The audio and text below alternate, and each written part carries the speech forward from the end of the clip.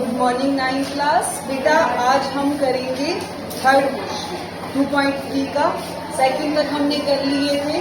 Third question में बेटा हमें k की वैल्यू निकालनी है और हमें ये दिया हुआ है कि x-1 जो है वो इसका एक फैक्टर है।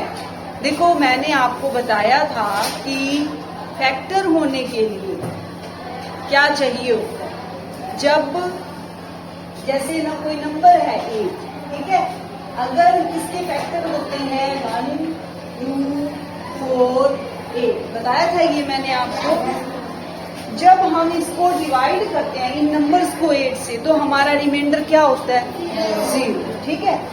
इसका मतलब अगर मैं फैक्टर को, जो कि फैक्टर है किसी नंबर का, अगर मैं फैक्टर को उस नंबर से डिवाइड करती हूँ तो रिमाइंडर आता है 0, ठीक है। अब ये कह रहे हैं कि ये फैक्टर है।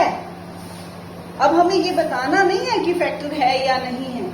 अब ये कह रहे हैं कि x-1 ऑलरेडी इस पोलिनोमियल का फैक्टर है। इसका मतलब हमारा रिमाइंडर 0 है, ठीक है ना। समझ आ गई मेरी बात। देखो पिछले क्वेश्चंस में हम ये प्रूव करते थे कि फैक्टर है या नहीं, तो हम रिमाइंडर को 0 अगर आ जाता था तो हम कहते थे फैक्टर है, और रिमाइंडर अगर 0 नहीं आता था तो हम कहते थे फैक्टर नहीं है। इसका मतलब फैक्टर होने के लिए रिमाइंडर का 0 आना जरूरी है, ठीक है। अब ये तो ऑलरेडी कह रहे हैं कि x-1 फैक्टर है पड़ा, तो इसका मतलब अब हमें ये नहीं बताना कि ये 0 है या नहीं। अब तो ये 0 है, आ गई समझ। अगर फैक्टर है तो रिमाइंडर 0 है ना, ठीक। इसका मतलब आप क्या लिखोगे, x-1 is a factor of px। px का मतलब पॉलिनोमियल, ठीक है। इसलिए px, x की जगह क्या रखोगी, x की जगह 1, क्योंकि अब पहले हमारा x+1 था, अब हमारा क्या है x-1। x-1 को अगर हम 0 रखेंगे बेटा तो 0 + 1 क्या आएगा 1, ठीक है।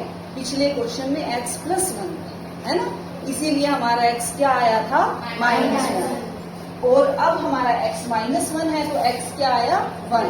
इसका मतलब p1 क्या होगा हमारा 0। समझ आ गई, ठीक। अब p1 हम निकालेंगे, px ये है। अब p1 कैसे आएगा, अगर मैं इस पोलिनोमियल में x की जगह 1 रख दूं तो p1 निकल आएगा, ठीक है। अब मैं इस पोलिनोमियल में x की जगह 1 रख दूंगी, यहाँ क्या आएगा 1 का स्क्वायर, ठीक है, +1 प्लस k।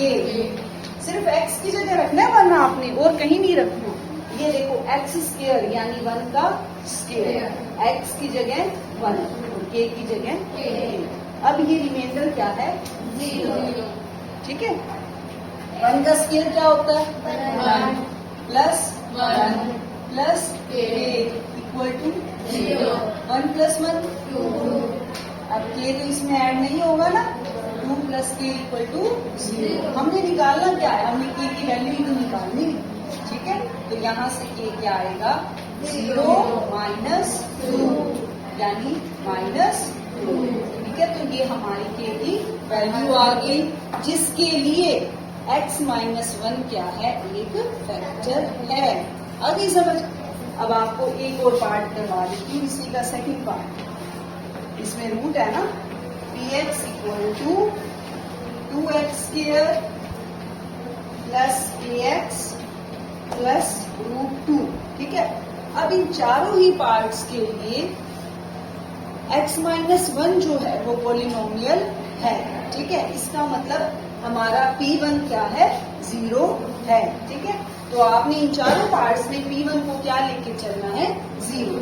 हर एक क्वेश्चन में आप ये लाइन लिखोगे, x-1 is a factor of px, therefore p1 = 0, ठीक है।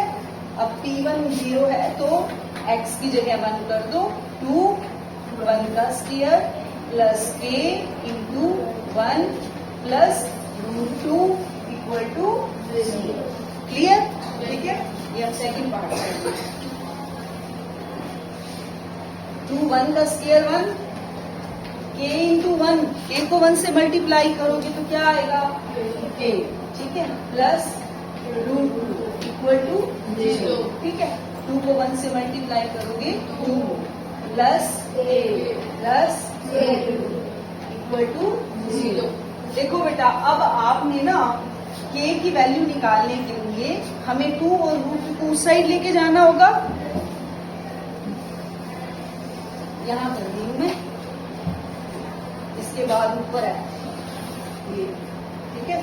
अब देखो 2 और √2 आपस में ऐड नहीं करना, आप 4 मत कर देना इसको, क्योंकि ये विदाउट रूट है और ये रूट है। तो k को यहीं रहने दो और 0 के साथ इन दोनों को ले जाओगे तो 0 -2 माइनस √2, ठीक है। तो 0 तो खत्म ही हो जाएगा, आंसर क्या आएगा -2 माइनस √2, ठीक है। माइनस कॉमन लेना है, कॉमन ले लो, ऐसे भी छोड़ सकते हो आप। अगर मैं माइनस कॉमन ले लूं तो ये आ जाएगा, ठीक है। अंदर दोनों प्लस के हो जाएंगे ना, ये वैल्यू हो जाएगी हमारी की। क्लियर हो गया, ठीक है। किसी को समझ नहीं आई तो बेटा पूछ लो, ठीक है। और समझ आ गई हो तो कमेंट जरूर कर देना, ठीक है। चलो,